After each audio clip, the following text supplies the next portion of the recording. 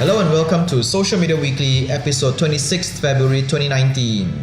Social Media Weekly is brought to you by Peddlers Marketing, the digital marketing agency that helps small businesses go digital. You really want to help small businesses. My name is Sean. And I'm JK. Looking quite nice today. Of course, a meeting just for today. Alright. Headlines for this week. Facebook finally shutting down its spyware VPN.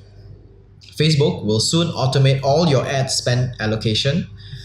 Instagram will roll out more functionalities. And the big one, Buffer and Animoto ran a test comparing social videos in vertical and square formats. We're going to break it down for you. Now back to our stories. Facebook finally shutting down its spyware VPN.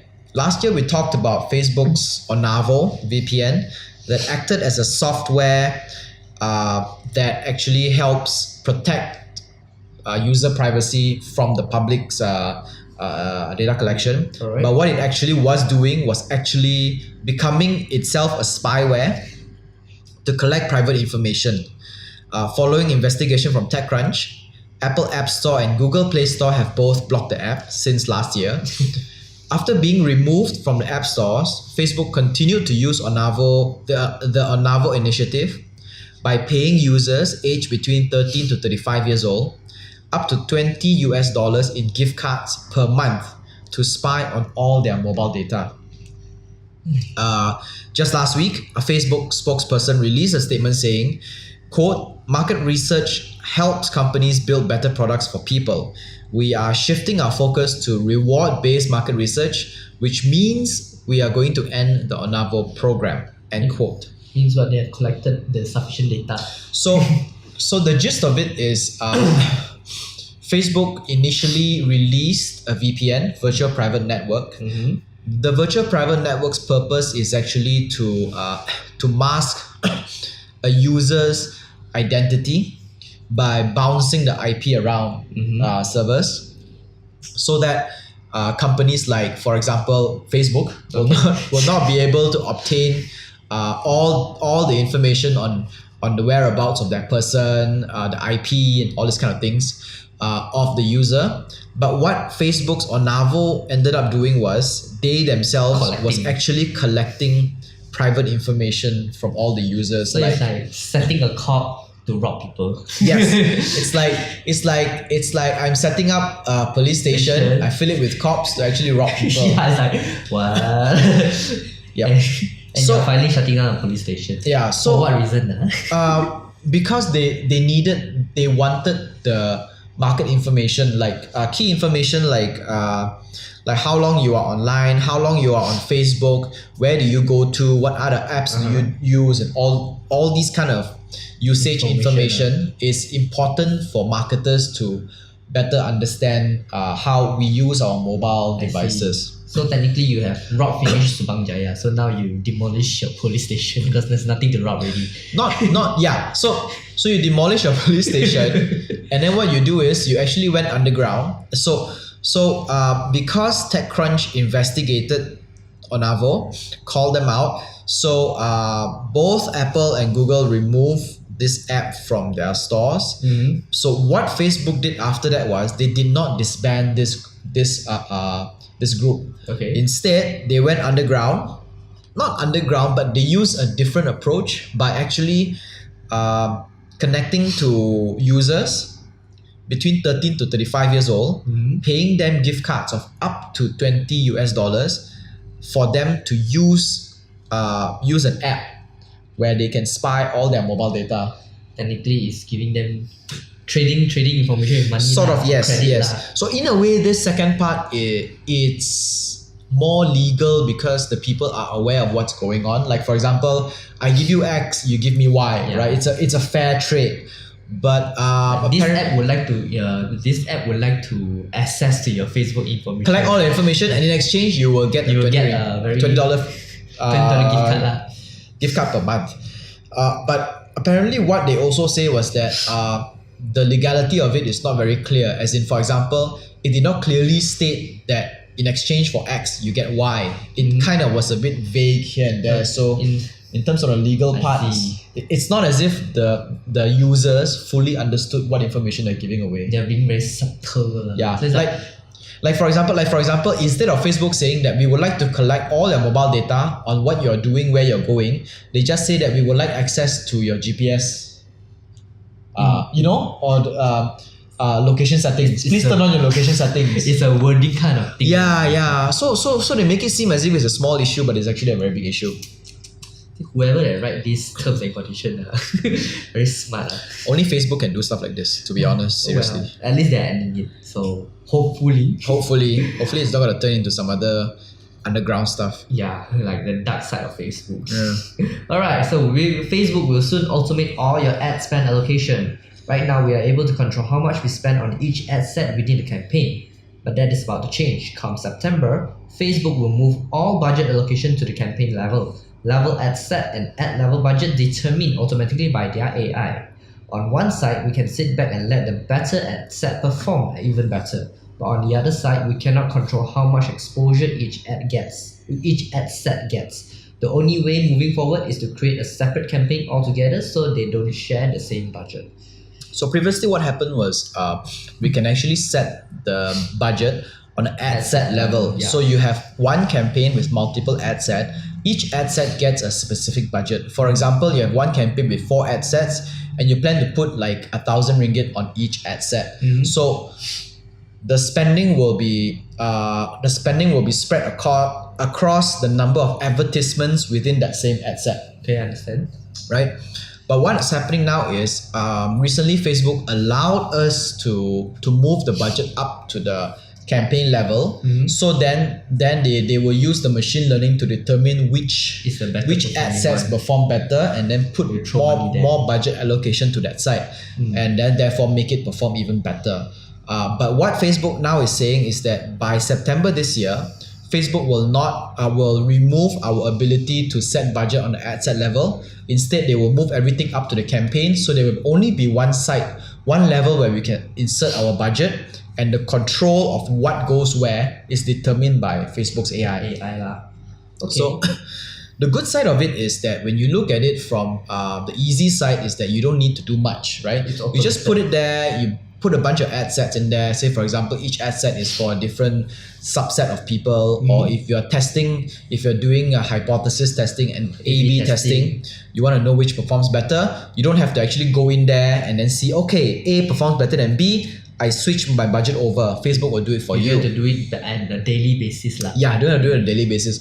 Facebook will do it for you. But the downside of it is sometimes you get a what we call a false positive, which means that if let's say I only have 2 ad sets. Let's make it simple. I have 2 ad sets, right?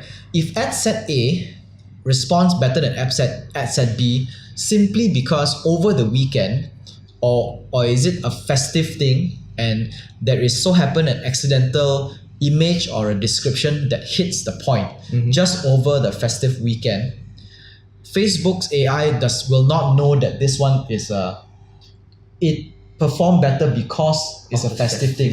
They just see that it performed better, then it will keep pouring more money onto ad set A and take away more money from ad set B.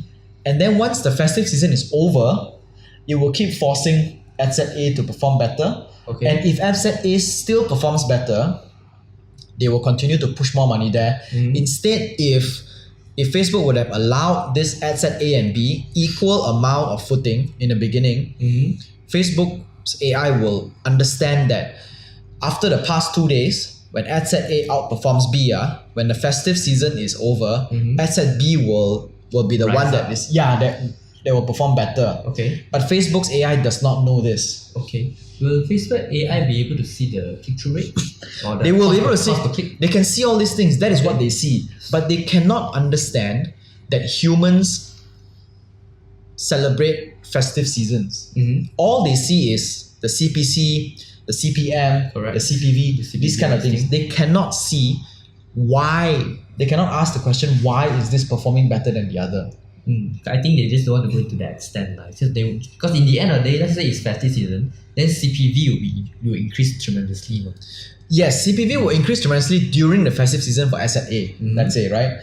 But after that, asset B will would naturally be the one who improve because the festive season is over. Correct. For example, if you're running something just for Thai Person Weekend, and Thai Person Weekend is over already, right? Technically, asset A should not continue to rise. We should switch over to asset B, Which should be correct. who will work, right? So if an advertiser who wants to run both together, I don't think festive season is a good example. But let's just say something that what I'm talking about is just a false positive, Okay. because Facebook sees the first sign of ad set A performing better and then pushes all the budget to ad set A, more and more of it at least. Okay. And then which creates a bias already. So ad set B is not given any chance to improve its metrics. Okay, got it. So it's like if I come back with my readings, right, my stats, my measurement report, right, is already skewed already because budget is not equal anymore. All right. Right? So let's say if I want to do an A/B testing, I cannot test because A/B testing assumes that all else being equal, but it's no longer equal because the budget is not equal anymore. Correct. Yeah. The result will differ lah. Yeah, the result will differ. So the only way to do it, let's say for now, if you want to do a proper A/B testing, you have to run a separate campaign.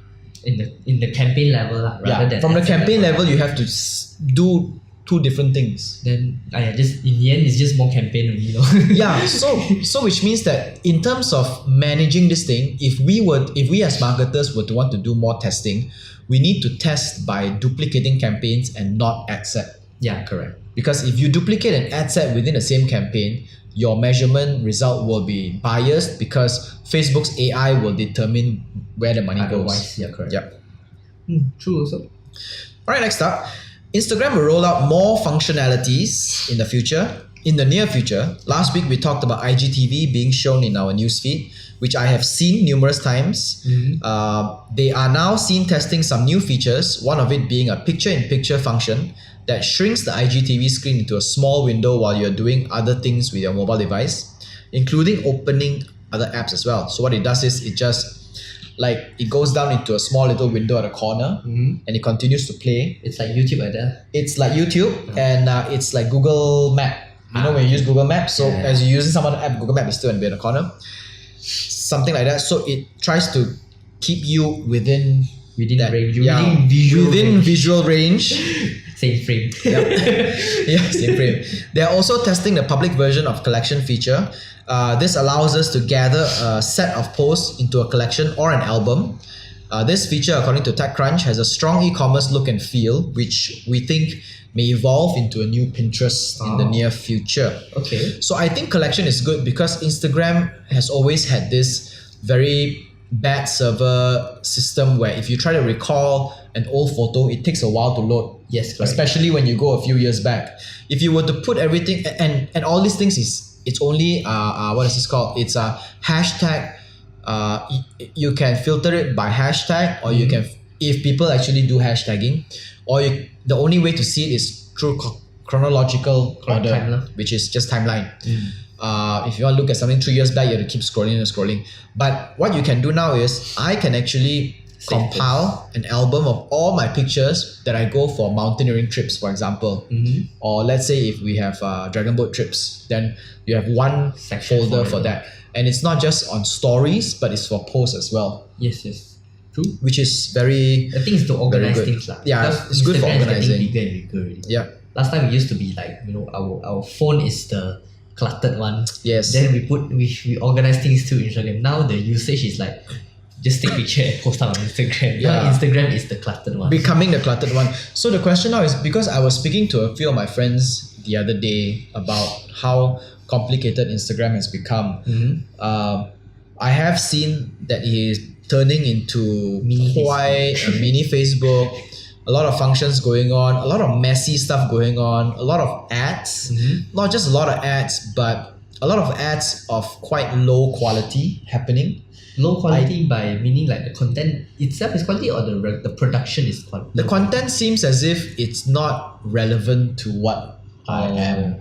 It's a bit weird. I don't know where they are from. I don't know what they AI do. must have categorized you wrongly and give you wrong Maybe because I don't share as much information as I'm supposed to, so they like this. so they know half of me and they don't know half of me. Well, you hide it well.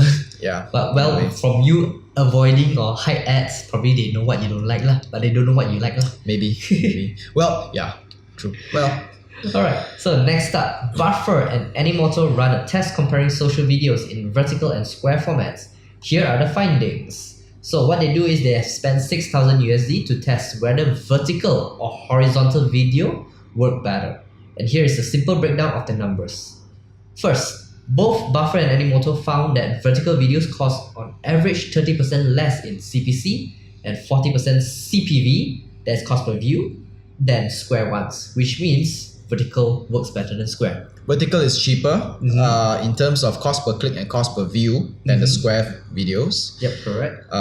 Then they both found out that stories actually work better than feed. This is specifically for Instagram. So and the cost is 50% less in CPM. Yep, cost per 1,000 impression. Yep. But CPV, cost per view, increased by about 85% in stories compared to posts. CPV meaning cost per view. So, which makes sense because stories has less, like we talked about it, like for every post, you have 3 posts and 1 story, 3 posts and 1 story. 3 posts and 1 ad, 3 posts and 1 ad. But for stories, you have to, it's 3 users and 1 ad. 3 users and 1 ad. So one user can have anything from 1 story to 100 stories per day in the 24 hours. So we may reach that fatigue. So it's not well balanced in a sense. Not like Snapchat where it actually is very balanced because it is able to slot ads in between a person's story.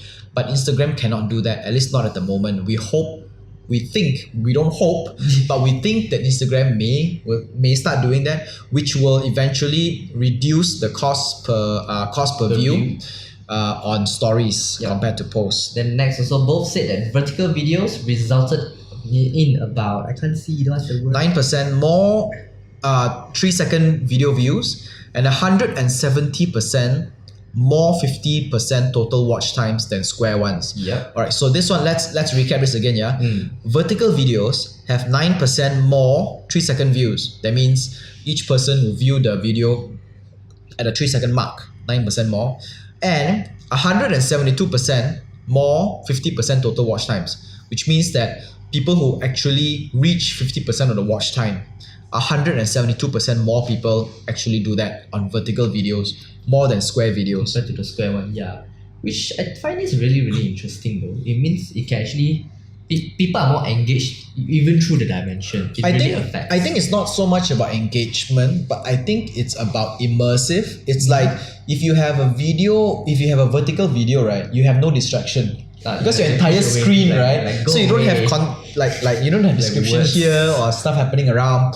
So what Instagram does is it completely fills your screen full of it, so nothing will take over your attention. You have less noise lah. Yeah, so that way if you are able to pass the 3-second mark, you are able to go all the way till 50% of the video. Yep, that's good. So comparing Facebook and Instagram on ads, Facebook ads are still alive and well, so don't worry. For people who think that Facebook is not working, it is still working. According to Buffer and Animoto, it is still working and is doing very well. Facebook ads actually cost less in cost per click than Instagram, which makes sense because Facebook has a lot more placements than Instagram. Correct. And high cost and polished video doesn't always win. DIYs are cheaper to produce, faster as well, and get better results. So especially for clients who think that all video produced must be like a traditional advertisement quality, that is not true. We also experience that if we create something very simple, very straightforward, we get higher views, we have higher relevance score than the ones that actually look like a full-on advertisement. Yeah, because somewhat the full-on polished advertisement has this certain standard look one. But the people, the subconscious, you're like, oh, this is advertisement skip. Yeah, and skip. And I read from Philip Kotler's. I'm reading this book from Philip Kotler, which is the father of marketing. He came up with this book called Marketing 4.0. So he talks about this new consumer behavior where we believe in peers more than we believe in advertisements, because we have had enough of marketing and advertisements cheating us with gimmicks that don't exist and functions that are not real, and selling us emotions that we will not obtain when we buy a product. Correct. So instead, people rather look to their peers in terms of review, testimonials, and their friends' To see whether feedback, if it's true to see or whether it's true or not, to convince to influence their buying behavior. That's why influencers are actually their peers and not very famous actors and actresses. Correct, We yeah. did talk about this a few times. Sometimes some things that someone that they can really relate at their level, Yeah, or their yeah. social level or status level. So because of that, high cost and highly polished videos automatically make people believe that it's not real, it's fake, it's Too it's good to be true. exaggerated, too good to be true. So they don't believe it and they don't pay attention to these things. Yep. So yeah, for business owner, you may need to review on how you do your production lah. Yes. So if you're a brand, focus on coming up with videos that you ask yourself the question, what kind of videos would I like to watch, rather than how does it make me look like from a branding point of When view. you see the video, you see like, is it too fake? Yeah, is it too fake? If it's too fake, then You already know don't it. let it out, right? Yeah. Yeah, it's a waste of your time. All right, so that's all for this week. Social Media Weekly podcast is available on Anchor FM, Google Podcasts, Apple Podcasts, Spotify, and more. Our full videos are available on YouTube. We post bits and clips on Instagram and Facebook. This is Social Media Weekly, episode 26, February 2019. My name is Sean. And I'm JK. Bye-bye. Sayonara.